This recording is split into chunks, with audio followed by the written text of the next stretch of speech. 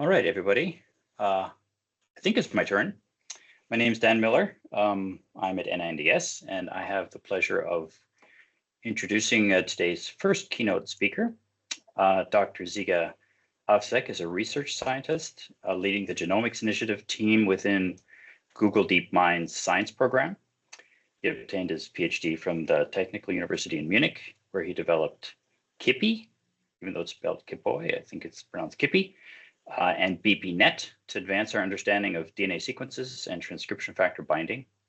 Joining Google DeepMind, he continued his exploration of genomics, initiating projects such as Informer and AlphaMissense, and most recently AlphaGenome. So Žiga's talk is titled AlphaGenome, Advancing Regulatory Variant Effect Prediction with a Unified DNA Sequence Model. Žiga, I think, is ready. Go ahead. Great. Thanks for the introduction and the invitation. Can you hear me? Great. All right. If there are any questions, feel free to ask questions also during the talk. I will be looking at my slides, so I don't see anyone. So please speak up if you have any questions. Yeah, thanks for the invitation. It's been great to witness the panel yesterday. And I think Peter gave a really nice summary of that. So I'm going to talk about our most recent attempt at sequence to function models, which I've already heard a fantastic talk from Stein yesterday. And sequence to function models are really trying to learn about the regulatory aspects of the genome and trying to decipher the genome from this regulatory lens, right? This is how the welcome bookshelf looks like with human genomes printed in them. And it's kind of difficult to read. And there's a lot of complexity and knowledge compressed in there, crafted by evolution. And one way, and the goal of, or one of the goals of my team is to try to use AI techniques to decipher this code. And there are two ways to measure the progress, different ways to measure the progress. And one important way is to look at how well can you predict the effects of genetic variants. And obviously there are both coding and non-coding variants. We've done some work on coding variants with AlphaMissense, and today I'm going to be talking about non-coding variants, which you all know that can affect phenotypes by affecting gene expression. And it's a really challenging problem because it's both can be very cell type specific, as well as it can be affected by variants across long distances. One other challenge of understanding non-coding variants is that the gene expression is a multi-step process. There's lots of different steps that happen, and sequence will influence these different steps. So if you want to ultimately understand how a variant affects expression, you should kind of understand how it affects also these intermediary important biological steps, such as if the DNA structure or DNA contact maps change, if the transcription factor binding changes to different sites or accessibility, and then how much transcription do you have to produce the pre-mRNAs, splicing, where does splicing happen, where does polynylation happen, and how much, and then ultimately how well do you translate that to the protein. And in AlphaGenome, we tackled everything up to, we try to tackle as much as possible up to the polynylation step. We haven't tackled the translation step in here. And there has been quite a lot of work done in the sequence to function space, and it's maturing up pretty nicely. We have a long way to go still, but I think we've come a long way, and there's been fantastic work from lots of different people. We've heard from Stein yesterday, David Kelly and Janzo were also on the panel yesterday. So it's been great to be in this field. Before AlphaGenome, I saw that there was technically speaking, there seemed to be a conflict between two types of models. So you could either build short sequence high resolution models, such as BPNet or Splice AI, that take as input short sequences such as 1,000 base pairs and predict splice sites at base resolution or chip nexus reads at base resolution. But at the same time, you don't consider the wider context, which may be important. On the other hand, we have models such as Informer or Borzoi, which consider longer sequence, but they predict things at coarser resolution. And that means that they might lose some of the nuance and information that is hidden in the high resolution signals. For example, splicing will definitely not be captured as well. And you know, if you're learning from DNAs or attack, you will also miss some of the signals from footprinting and so forth. And overall, I think these models have been both quite successful. And the question is, can we kind of break that technical barrier by pushing the engineering further? And the key idea we had was to take this long sequence and chunk it up into short subsequences with some overlap in between. And then you can apply convolutional operation on those subsequences independently of each other, because convolutional operations are local to the sequence. And so you can process the sequence independently. And then you can leverage the interconnection of these devices. We use TPUs to apply transformers in a way that you kind of send around keys and values.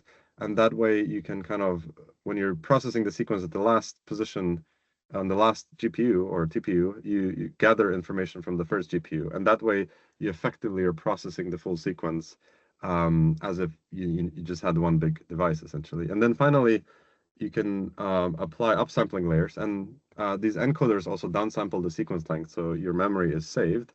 And finally, you can apply upsampling layers to kind of go back to base resolution by using the information both at previous downsampling layers as well as from transformers. And with that, you get a representation at base resolution across the megabase, from which you can then project lots of different kinds of assays. And we threw as many assays as we had bandwidth to put in and as we had expertise to do. So we added RNA-seq data sets at base resolution for both human and mouse, cage data, ProCap data, so capturing nascent transcription, DNAs and attack, capturing DNA accessibility, histone notifications, and TF binding. These we added at coarser resolution because we thought the value of processing, say, histone modifications at base resolution would be lower, so we didn't bother doing that in this version. And then we had 3 different ways of predicting splicing. We predict splice sites, which is similar to what Splice AI does, right? Predict donor, acceptor, or other. And then we predicted splice usage, which is kind of similar to what Pangolin does. And then more sort of new, we introduced a splice junction prediction, where you can predict which donor and acceptor pairs will be present in your RNA-seq data and by how much. So this required us to structure the model by outputting a sparse graph of these connections. And finally, we also output a dense graph of contact maps at coarser resolution. So you can see there's quite a big, like a large number of assays being covered here. And the most interesting thing I find is from training this model is that the single model actually takes half of the total compute that Informer used. And that's because this UNet architecture and the sequence partitioning is quite efficient. So there's not much overhead that you're paying for this increased sequence. Now, obviously, when you're making predictions, it is more expensive to make predictions with this model because you have to process a longer sequence. And if you look at individual examples from a held-out chromosome, these match quite well with the observed data. So if you look at this gene over here, if you look at the predicted splice donors and acceptors and see where they line up, or the splice site usage, they line up pretty nicely at individual basis, and the RNA-seq also observed and predicted looks quite good as well. And generally these track predictions, if you eyeball them, they look quite good. Obviously, there are some cases where you're missing a peak, so it's not perfect, but it is pretty good from the sequence to function prediction on held-out chromosomes. The key, and then you can then evaluate this by computing correlations across different tracks and averaging the results and comparing it to different methods in the field. And here we are surfacing kind of the highest performing method that we evaluated for our corresponding benchmarks. And here we're showing the relative improvement, positive or negative, over that best method and you see if it's 0, then this means the method performs as well as the best performing public other alternative method. And if it's plus, then this means this is better. And overall, you see that it's either slightly better or it's the same as the public method. And that's nice because this means that you have a single model which can match or exceed specialized models on this task, such as splicing predictor models or contact map predictor models, and so forth, or accessibility prediction models. So this means that even though we've done this sort of downsampling and upsampling, this means there's sufficient capacity to just do that in one model. And on some of those things, we were happy to see an improvement in differential gene expression prediction, although the correlations are, still far from where we'd want to be. So there's still a lot of headroom to improve. And we've seen, and then more importantly, we looked at a lot of different evaluations on regulatory variant effect prediction, which is really measuring the causal generalization of these models, which is what we ultimately care about. And we saw that we got decent gains across splicing, RNA expression, DNA accessibility, and TF binding. For RNA expression, for example, we saw an increased eQTL effect size correlation going from 0.4 to 0.5 Spearman correlation. And for example, DNA accessibility, we saw a boost on distinguishing causal chromatin QTLs from non-chromatin causal QTLs, which was quite nice to see, because these models like chromatin are already quite good at this task. And on distal variants, we saw an improvement, but this remains a challenging task. So this is illustrated here. So if you look at how well you predict the sign of eQTLs, you can see that the performance drops as you go further and further away from the TSS. And that's usually because the model will just start to predict zeros at some point. It will be uncertain, and then it will just output lots of zeros. And on enhancer to gene linking, this is the kind of, it's matching or very close to encode E to G, which has been trained on this task. So it is sort of competitive on the variant to gene linking task, but it's not going beyond that. But it's really nice to see because this is zero shot. We haven't trained the model for this. And what are the benefits of having a unifying model? I think it's convenient to use and deploy because you just have to deal with a single model. Because it works for so many different cell types and different assays, it has probably learned a pretty general representation, which I think is going to be quite helpful for fine-tuning once we release the model. And because we've shown how to train this model across so many different assays, we think that as new assays emerge in the future, these should be they should be relatively easy to add to this AlphaGenome framework. I'm just going to give you a quick vignette on two case studies. The first one is thinking about cancer driver mutations. So Mark Mansour was observing that lots of patients with a special form of leukemia had clusters of mutations upstream of the TAL1 gene. And the question is, if you had AlphaGenome at that point, what could he say about those mutations? So one thing you can do is if you input one of these mutations to AlphaGenome, you can see that it increases expression on RNA-seq and increases accessibility at the site and H2K27 acetyl. So this means it's probably introducing an enhancer.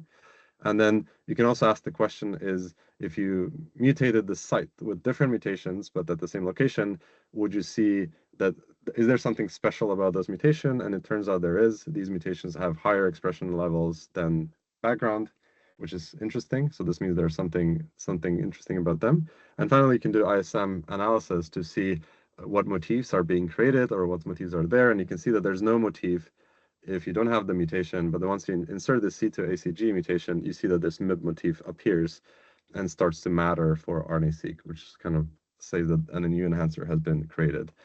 So, we think that it doesn't work for all these cases, but when it works, you can dig quite deep and get really valuable insights. And next is looking at variants of unknown significance. There was a study published a few years ago on how do we assess how do we score these variants, the non-coding variants, against the clinical guidelines. So they prepared a different sort of examples, and one of them was this 3' UTR example, 0* Clinvar beta thalassemia example, which was a variant of unknown significance, but it was kind of a hot VUS, which meaning it was close to being likely pathogenic. And we saw that we can very clearly predict that there's a disruption to the polyanylation site, leading to a loss of expression that hits this motif at the poly site, and there's already alternative pathogenic variants hitting the same motif at the site. So, and that means that this variant could actually be upgraded to a likely pathogenic variant. And so that's a nice example of how you can use this. Obviously, you have to be careful with these things and kind of have to triangulate lots of information in order to make these claims. And finally, our model is freely available for non-commercial use via the API. So you can use the model to make predictions about sequences, about variants, and we have model weights coming soon, which will allow you to also fine-tune this model on your own data. It's important to point out the limitations. Regulatory variant effect prediction is far from solved. We're going to be busy for a while, and distal enhancers are still challenging, and cell types or tissue specificity is better, but it's far from solved. I think David also mentioned this yesterday in the panel discussion. So it's quite challenging to distinguish from very closely related cell types. We've trained AlphaGenome with fixed cell type and tissue context, mostly using bulk data. So you can't make predictions for unseen cell types. And also, we haven't trained it on the single cell atlases that, for example, you're all producing. And I think this is an exciting extension for the future. And we've also only trained it on human and mouse, but I think it could also be trained on more species. And overall, I think that the future performance improvements will likely require much more training data. So I'm really cheering for all of the experimental biologists developing new assays or scaling up data generation that will then help us move forward. And so in summary, we think we have the most comprehensive and accurate DNA sequence model for human regulatory variant effect prediction to date. We've managed to get long sequence context with high resolution training. We have also fast variant scoring thanks to model distillation and scoring done on GPU, and we hope to release a large pre-computed data set of predictions at some point, hopefully this year. And we think that because as I told you before, we think AlphaGenome is going to be a great platform to extend with new data sets, assays, and species in the future. And before I end, I want to thank this amazing team. It's been a pleasure working with all of them.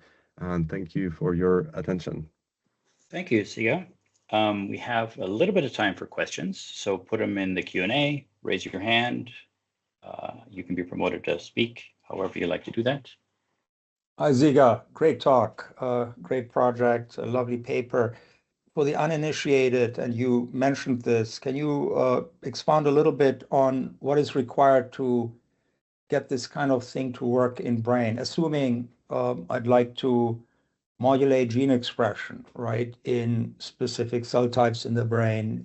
What kind of training data would you need to get there? This would be incredibly powerful, right, to test, to be a little bit more subtle in manipulating gene function in specific nodes of circuits and so on. So just to be one thing I just thanks, this is a really great question. One thing I just wanted to also point out is that this model is only considering a 1 kb window around the gene, and it doesn't take into account the transregulation. So Sure. so Yeah, when you makes said sort of modulating genes, like it's not going to be able to propagate this information across genes. So it's mostly about if you made some edits to the gene, how much would the expression of that gene changed?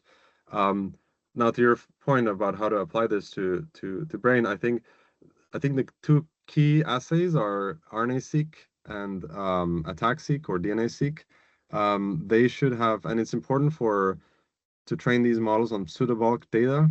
And for ATAC or DNAs, it's important for each cell type to get, I don't know, 20 or 50 million reads in total. So you have to sequence a bit more deeply, I would say, to kind of get the full benefits of that. And for RNA, obviously, if you want to understand splicing, it's better to have like assays that have coverage across the whole body of the gene. Otherwise, you can't learn the other signals. In general, I think these models, if trained on the brain data, and the other thing is providing fragment files or bigwig files is always very helpful for us. So if you have these pseudobulks with bigwig files that have coverage, then it's easier for us to train on these kinds of data sets. rather than just the count files, for example. So overall, it's feasible to do it. But the key other challenge is evaluation, like coming back to the discussion yesterday, Sure. having good QTLs, things that Stein was showing is very helpful to have, QTL data sets from the cell types of interest or DSQTL so that you can measure how well you're doing on this task for your for the brain, for different brain cell types, for example. Great, thanks. I think in the interest of time, we'll probably have to move on. I think we'll take a short break and be back, I believe, at 12:30 our time, so 10 minutes.